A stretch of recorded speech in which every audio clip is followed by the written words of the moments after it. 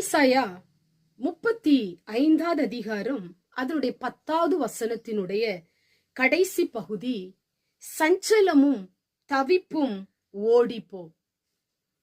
இந்த நாளிலும் கூட எது எது உங்க வாழ்க்கையை சஞ்சலப்படுத்தி கொண்டிருக்கிறதோ, எது உங்களை தவிக்க வைத்துக் கொண்டிருக்கிறதோ, எது உங்களை மிகவும் வேதனையும் மனபாரத்தையும் கொடுத்து கொண்டிருக்கிறதோ, எது உங்களுடைய உள் மனசுல அதிகமான வருத்தத்தை கொடுத்து அழுத்தி கொண்டிருக்கிறதோ, அது உங்களை விட்டு ஓடி போக போகிறது.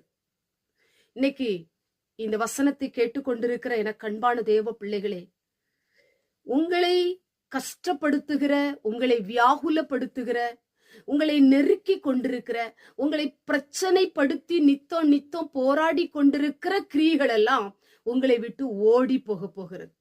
நன்மைகள் உங்களை தேடி வரப்போகிறது. ஆண்டவர் அநேக நன்மைகளை கர்த்தர் உங்களுக்கு வைத்திருக்கிறார்.